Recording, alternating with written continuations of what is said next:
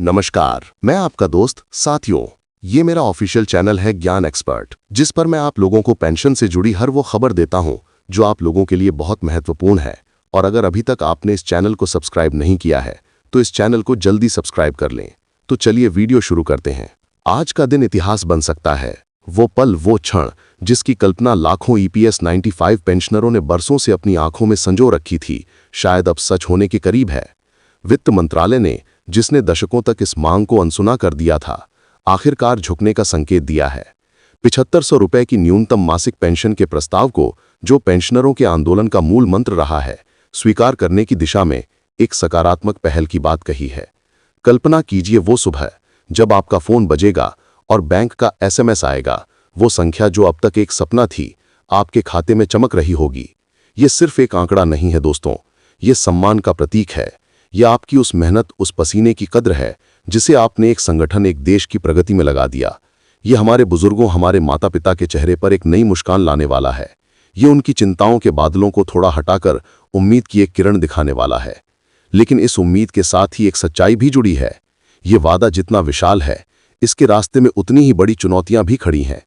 आज की इस विस्तृत रिपोर्ट में हम सिर्फ खुशखबरी सुनाने नहीं आए हैं, हम उन सभी पहलुओं पर गहराई से नजर डालेंगे जो इस प्रस्ताव को वास्तविकता में बदल सकते हैं या फिर इसे एक और खोखला वादा साबित कर सकते हैं। हम जानेंगे कि यह प्रस्ताव कैसे अस्तित्व में आया, इसके पीछे की राजनीतिक और आर्थिक मजबूरियां क्या हैं, और वो कौन सा सच है जिससे हम सभी को रूबरू होना चाहिए। तो बने रहिए हमारे साथ, क्योंकि ये सिर्फ एक खबर नहीं, एक आंदोलन की कहानी है, और इस कहानी का हर शब्द आपके लिए है। वीडियो के अंत तक बने रहिए और कमेंट में जरूर लिखिए, मैं अपने हक के लिए लड़ने को तैयार हूं, क्योंकि ये जीत अगर आपकी है तो इसकी जिम्मेदारी भी आप पर है। अब चलिए शुरू करते हैं उस सफर से जो इस प्रस्ताव तक पहुंचा है। ये प्रस्ताव अचानक आसमान से टपका कोई उपहार नहीं है। ये दशकों के संघर्ष, अनगिनत धरनों, अदालती याचिकाओं और लाखों आवाजों के एक साथ उठने का नतीजा है। EPS 95 पेंशन योजना के तहत आने वाले कर्मचारियों ने अपने सेवा काल के दौरान अपनी तनख्वाह का एक हिस्सा प्रोविडेंट फंड में जमा किया। उन्हें उम्मीद थी कि सेवानिवृत्ति के बाद उन्हें एक सम्मानजनक जीवन यापन करने लायक पेंशन मिलेगी। लेकिन समय के साथ महंगाई ने उनकी पेंशन की क्रय शक्ति को निगल लिया। जो रकम कभी पर्याप्त लगती थी, वो अब दवा, बिजली के बिल और रोजमर्रा के खर्चों के आगे बौनी पड़ने लगी। इसी मांग ने एक जन आंदोलन का रूप ले लिया।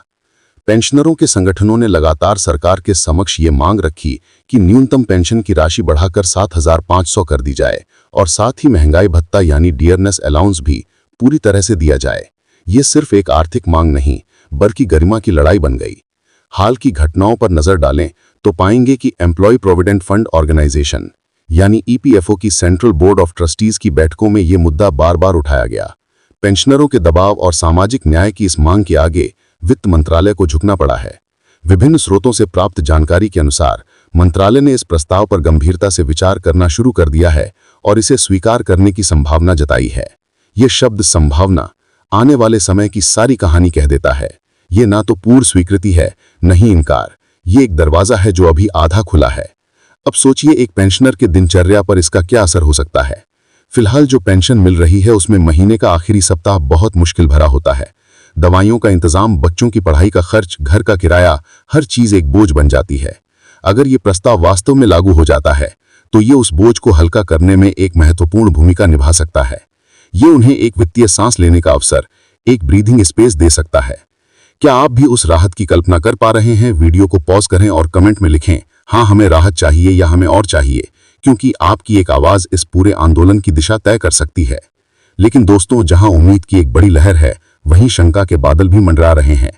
और इन शंकाओं को दूर करना उतना ही जरूरी है जितना कि इस खबर को सेलिब्रेट करना। सबसे बड़ा सवाल यह है कि क्या ये प्रस्ताव सिर्फ एक प्रतीकात्मक घोषणा से आगे बढ़ पाएगा। वित्त मंत्रालय ने संभावना जताई है, लेकिन अभी तक कोई आधिकारिक आदेश, कोई अधिसूचना या कोई तारीख सामने नहीं आई है। कई विश्लेषकों और मीडिया रिपोर्ट्स का मानना है कि ये प्रस्ताव अगले बजट यानी बजट 2025 की चर्चाओं का हिस्सा बन सकता है, और अगर ऐसा है तो इसके लागू होने में अभी काफी समय लग सकता है। सवाल ये उठता है, क्या ये सिर्फ राजनीतिक दबाव को कम करने की एक रणनीति है?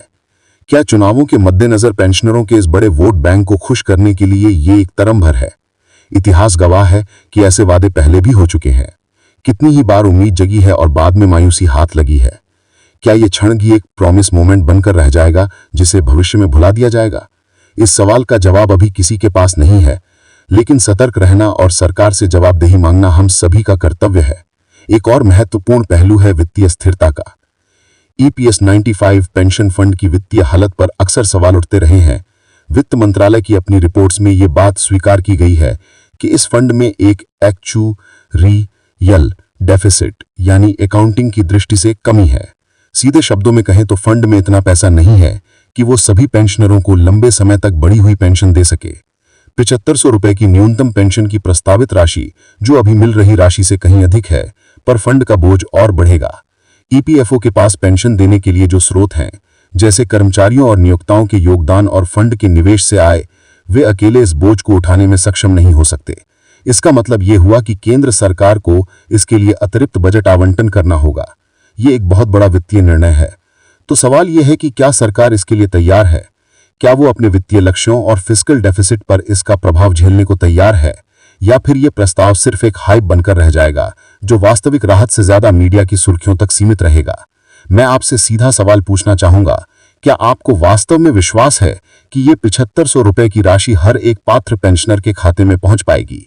वीडियो को पॉज करें और कमेंट में लिखें, हाँ मुझे विश्वास है या नहीं, मुझे शंका है। आपकी राय हमारे लिए मायने रखती है। अब बात करते हैं कार्यान्वयन यानी इंप्लीमेंटेशन की चुनौतियों की। मान लीजिए सरकार आधिकारिक रूप से इस प्रस्ताव को मंजूरी दे देती है, तब भी इसके जमीन पर उतरने में कई रोड़े आ सकते हैं। पहली और सबसे बड़ी चुनौती है EPFO की तकनीकी और प्रशासनिक क्षमता।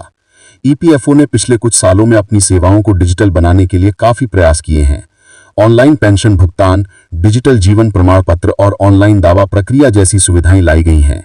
लेकिन क्या ये सिस्टम इतना मजबूत और तेज है कि वो लाखों पेंशनरों के बढ़े हुए पेंशन भुगतान को सही समय पर प्रोसेस कर सके?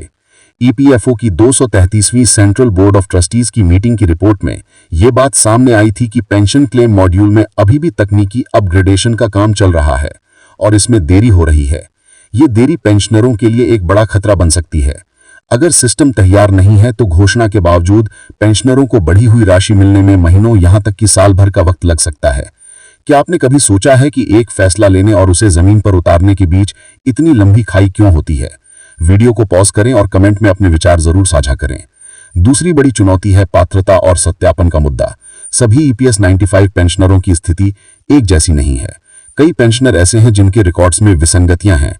कहीं सेवावधि को लेकर कंफ्यूजन है तो कहीं योगदान के रिकॉर्ड्स पूरे नहीं हैं। कुछ पेंशनरों के खातों का सत्यापन या वेरिफिकेशन अभी भी लंबित है। अगर सरकार सिर्फ प्रस्ताव पास कर देती है लेकिन इन प्रशासनिक अड़चनों को दूर नहीं करती, तो इसका लाभ केवल कुछ भाग्यशाली पेंशनरों तक ही सीमित रह जाएगा। बाकी लोगों को देरी, अस्वीकृति या फिर लाल फीताशाही के चक्रव्यूह में फंसा रहना पड़ेगा। रेडिट जैसे ऑनलाइन प्लेटफॉर्म्स पर ऐसी कई दर्द भरी कहानियां मिल जाएंगी जहां पेंशनर बताते हैं कि उनके उच्च पेंशन के दावों को बिना किसी ठोस कारण के अस्वीकार कर दिया गया या फिर उनके मामले महीनों से लंबित पड़े हैं। ये डर बिल्कुल वाजिब है। आप क्या सोचते हैं? क्या आपको लगता है कि हर एक पेंशनर को यह बढ़ी हुई पेंशन मिल पाएगी या फिर कुछ लोग इससे वंचित रह जाएंगे? कमेंट में लिखिए, हर किसी को मिले या कुछ छूट जाएंगे। तीसरा महत्वपूर्ण पहलू है आधिकारिक अधिसूचना यानी गजट नोटिफिकेशन का। कोई भी सरकारी निर्णय, चाहे वो कितना भी बड़ा क्यों ना हो, तब तक अधूरा माना जाता है जब तक उसे आधिकारिक राजपत्र में अधिसूचित नहीं कर दिया जाता। ये अधिसूचना ही उस निर्णय को कानूनी शक्ति प्रदान करती है। फिलहाल ये प्रस्ताव अभी मीडिया की सुर्खियों और सरकारी सूत्रों के बयानों तक ही सीमित है। जब तक एक आधिकारिक गजट नोटिफिकेशन जारी नहीं हो जाती, तब तक ये फैसला सिर्फ कागजों पर ही रहेगा। पेंशनरों के कई संगठन सही मांग कर रहे हैं कि सरकार को इसकी घोषणा करने के बजाय तुरंत गजट नोटिफिकेशन जारी करनी चाहिए। बिना गजट के ये मंजूरी सिर्फ एक पब्लिक रिलेशन एक्सरसाइज लगती है जिसका वास्तविक बदलाव से कोई लेना देना नहीं है। आपके विचार में क्या गजट नोटिफिकेशन इस मामले में सबसे जरूरी कदम है? पॉज करके कमेंट में लिखिए, गजट जरूरी है या इंतजार करेंगे? इन सभी चुनौतियों के बीच एक उम्मीद की किरण EPFO के डिजिटल ट्रांसफॉर्मेशन से भी जुड़ी है। EPFO और श्रम मंत्रालय लगातार अपने सिस्टम को और अधिक कारगर, पारदर्शी और तेज बनाने पर काम कर रहे हैं। अगर ये डिजिटल अपग्रेड सही तरीके से और समय पर हो जाता है तो पेंशन क्लेम की प्रक्रिया में आने वाली देरी को काफी हद तक कम किया जा सकता है। इससे पेंशनरों को उनका हक जल्दी और आसानी से मिल सकेगा। लेकिन अगर ये टेक्नोलॉजी अपग्रेड धीमी गति से होता है या इसमें खामियां रह जाती हैं, तो बढ़ी हुई पेंशन का वादा बेमानी साबित हो सकता है, क्योंकि फायदा तभी है जब हर पात्र पेंशनर तक ये राशि बिना किसी रुकावट के पहुंचे। आपकी क्या राय है? क्या आपको ईपीएफओ के डिजिटल प्लेटफॉर्म पर भरोसा है? कमेंट में लिखिए हां भरोसा है या नहीं डर है। अब इस पूरे परिदृश्य को देखते हुए हम कह सकते हैं कि यह प्रस्ताव एक द्विध्रुवीय संभावना लिए हुए है। एक तरफ अगर ये गजट नोटिफिकेशन के साथ सही मायने में लागू हो जाता है तो ये ईपीएफओ की विश्वसनीयता और पेंशनरों के आत्मसम्मान दोनों के लिए एक ऐतिहासिक मोड़ साबित होगा। ये उन लाखों लोगों के संघर्ष की सार्थकता सिद्ध करेगा जिन्होंने 2014 के बाद से लगातार इसके लिए आवाज उठाई है। वे इस फैसले को देखकर एक गर्व और संतुष्टि का अनुभव कर सकेंगे। लेकिन दूसरी तरफ अगर ये प्रस्ताव सिर्फ एक कैश अनाउंसमेंट यानी चर्चा का विषय बनकर रह जाता है और इसे लागू करने में अनावश्यक देरी होती है या इसे ठंडे बस्ते में डाल दिया जाता है, तो ये पेंशनरों में मायूसी और नाराजगी की एक बहुत बड़ी लहर पैदा कर सकता है। जितनी ऊंची उम्मीदें हैं उतना ही गहरा धक्का लग सकता है। इसलिए यह समय केवल उम्मीद करने का नहीं बल्कि सक्रिय होने का है। आपकी आवाज में ताकत है। अगर आप चाहते हैं कि यह वादा सच हो तो आपको अपनी बात रखनी होगी। सोशल मीडिया पर सही हैशटैग के साथ अपनी बात कहें, अपने स्थानीय जनप्रतिनिधियों को पत्र लिखें, पेंशन संगठनों से जुड़ें। सरकार को यह बताने की जरूरत है कि पेंशनर सिर्फ एक वोट बैंक नहीं है बल्कि देश के निर्माता हैं और उनके हक की लड़ाई न्याय संगत है। आपके शब्द ही सरकार पर वो दबाव बना सकते हैं जो इस प्रस्ताव को कागजों से उतारकर आपके बैंक खाते तक पहुंचा सकें। आप कमेंट में लिख सकते हैं हां इसे तुरंत लागू करो या पहले आधिकारिक प्रमाण दो। दोस्तों, ये पल सिर्फ एक खबर का नहीं है, ये लाखों पेंशनरों की उम्मीदों, उनके सपनों और उनके संघर्ष का प्रतिबिंब है। अगर ये प्रस्ताव सही मायने में लागू हुआ तो ये उनके जीवन की गुणवत्ता को एक नया आयाम दे सकता है। लेकिन इसके लिए हमें उम्मीद के साथ साथ सच्चाई की कसौटी पर भी हर जानकारी को कसने की जरूरत है। अगर आपको ये वीडियो पसंद आया और आपको लगता है कि ये जानकारी महत्वपूर्ण है तो कृपया इसे लाइक करें, अपने सभी पेंशनर दोस्तों और रिश्तेदारों के साथ शेयर करें और चैनल को सब्सक्राइब जरूर करें ताकि ऐसी हर महत्वपूर्ण अपडेट सबसे पहले आप तक पहुंच सके। कमेंट में एक बार फिर से लिखें, मैं अपनी पेंशन चाहता हूं या मुझे भरोसा है, क्योंकि आपकी आवाज ही इस आंदोलन को आगे बढ़ाएगी। हम आपके साथ हैं, हम आपकी बात सुन रहे हैं और न्याय के लिए आपकी लड़ाई में आपका साथ दे रहे हैं। आपका हक, आपका सम्मान है और हम इसे हासिल करके रहेंगे। हर उस पेंशनर को जिसने इस देश की अर्थव्यवस्था की नींव रखने में अपना जीवन लगा दिया, हमारा सलाम। आपके संघर्ष और धैर्य के आगे हम सभी नतमस्तक हैं। धन्यवाद। जय हिंद।